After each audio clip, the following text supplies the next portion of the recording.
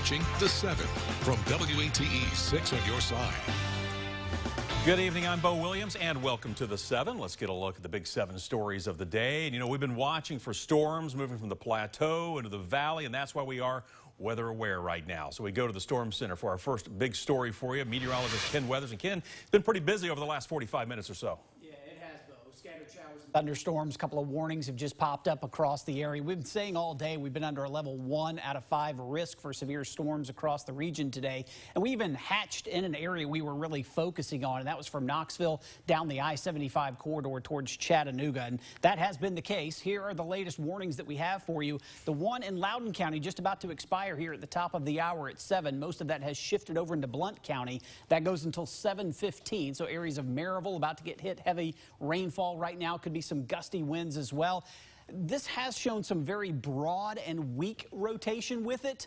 So we are going to watch that. Can't rule out a brief spin up with some of these, but I think some isolated damaging wind gusts would be our biggest concerns right now. It's right on the border between Loudoun and Blount County near the McMullins area, and that's pushing eastward. So we'll watch that. Just a few minutes ago, you couldn't even see the camera here. This is from Tellico Village at Tanasi Cove. The green was completely flooded, draining now, and that storm is starting to move out of that area, but it was quite active. In fact, here's what it looks like over the next couple of hours. It will continue to shift eastward.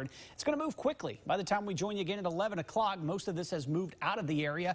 And notice we're clearing out and we're actually cooling down rapidly. Temperatures will fall off into the 40s on the plateau by daybreak and 50s here in the valley. And you'll want to keep the jacket handy. Not much of a warm up as we go through the day tomorrow. Temperatures back in the low 60s. I'll tell you if that's the trend heading into the weekend coming up, Bo. All right, Ken, thank you. Our next big story broke in really the last 90 minutes. Confirmation that remains found yesterday are those of Brian Laundrie.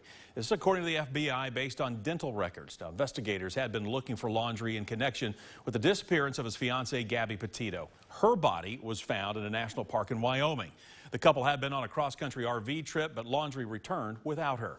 Laundrie's remains turned up at a park near Laundrie's family home in an area which had previously been underwater.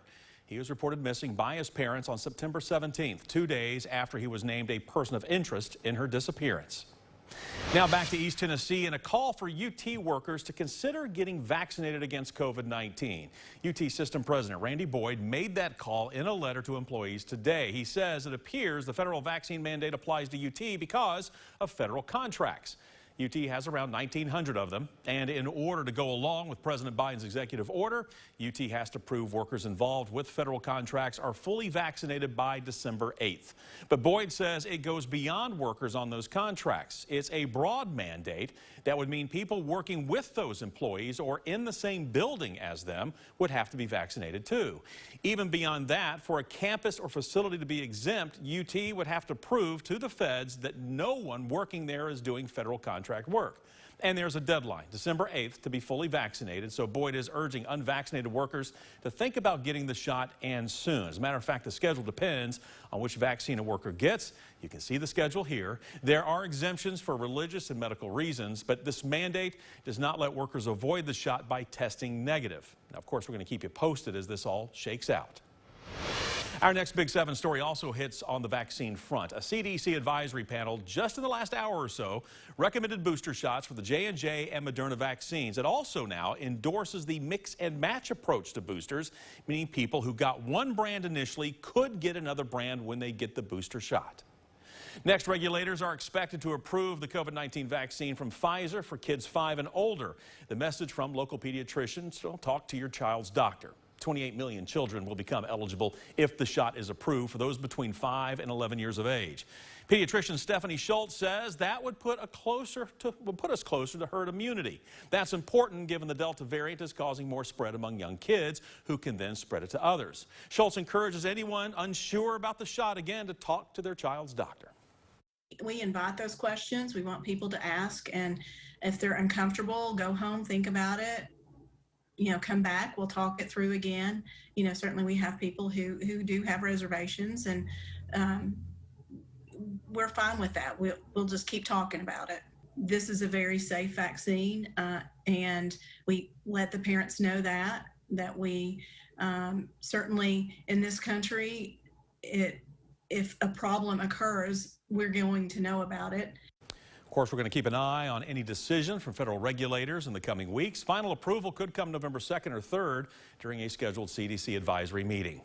Meanwhile, 2 more people have now died from COVID-19 here in Knox County. The health department's latest update shows our overall death toll is now at 905, 1,397 cases listed as active. This is down by more than 60 from yesterday. The number of COVID patients in area hospitals has leveled off at right around 300 over the last week, less than half of what it was this time just 1 month ago. Move to our next Big 7 story, a tragedy on the interstate this morning. A woman was hit and killed a little before 6 this morning. It happened on I-40 at the Strawberry Plains Pike exit. Now, we're told officers were already on the way there to check out reports of someone walking down the interstate when officers got another call. KPD says someone else reported hitting something. That person stayed behind to wait for officers. They found the 34-year-old's body in the median. The investigation is continuing tonight. Our next Big 7 story involves quite the scene at a North Knoxville gas station. 2 Good Samaritans worked to hold down a Kodak man who was throwing blood around a North Broadway convenience store. This is according to court documents. They go on to say Brian Carter was also throwing items and causing damage inside the Kinjo. But before that happened last Friday, Carter broke a window at our WATE 6 Nearside Greystone studios. Now, we're told he also broke a window at Rose Mortuary and left blood inside. He also reportedly smeared blood on the windows of other businesses. Officers went on to take Carter to UT Medical Center. Carter is charged with assault and 3 counts of vandalism. He is due in court next Thursday. Our next Big 7 story for you now. We found a way that the supply chain issue is a problem that's making itself worse. American businesses needed workers, and they're having to wait for the things they need to keep doing what they do. So today, we visited a truck driving school. They have more than 20 new drivers a week on average, but most of those drivers are already spoken for by companies willing to offer a job before they even start. Also, we visited a trucking company where the problem comes full circle in the form of broken trucks can't move goods, like the parts needed to fix the trucks. Again, all those parts are shipped by truck at some point and come from overseas, a lot of them, the chips, different components. So we can't get those components to get our truck back on the road. Now, the industry people we talked with today say the truck driving job is actually more attractive than it once was, with safer trucks and more time at home. State figures show unemployment going down again in September, getting close to pre-pandemic levels. The Labor and Workforce Development Department put Tennessee's unemployment rate at 4.4% for the month. That's down by 0.2 from the month before and 0.4 above where it was in March of 2020. Knoxville's housing market is still hot, with sales up by more than 9.5% in September. This is according to a newsletter from the Knoxville Area Association of Realtors. The median sales price was $285,000. That's up 20% from 1 year ago. And our last Big 7 story, Christmas in the city. The downtown Knoxville celebration season is back and brings a whole new look, as you can see right here behind me, a new logo for the event based on, well, as you can see, the Sun Sphere, converted into a Christmas ornament. Now, last year's celebration had to be reshuffled because of COVID-19, with no parade and the skating rink moved, then, of course, canceled. Both are back for 2021. The Holidays on Ice Skating Rink opens the day after Thanksgiving, back to its normal spot on Market Square. Later that day, the Regal Celebration of Lights kicks off the season at Crouch Park. And the WIVK Christmas Parade is December 3rd along Gay Street. We're just happy to announce a brand new Christmas in the City logo, and the fact that it's back. It is back this year, and we cannot wait to celebrate with all of our neighbors, friends, family, and have everybody come downtown and enjoy the holiday season. City is promising to roll out plans for the New Year's Eve party soon. Of course, we're going to keep you posted on that.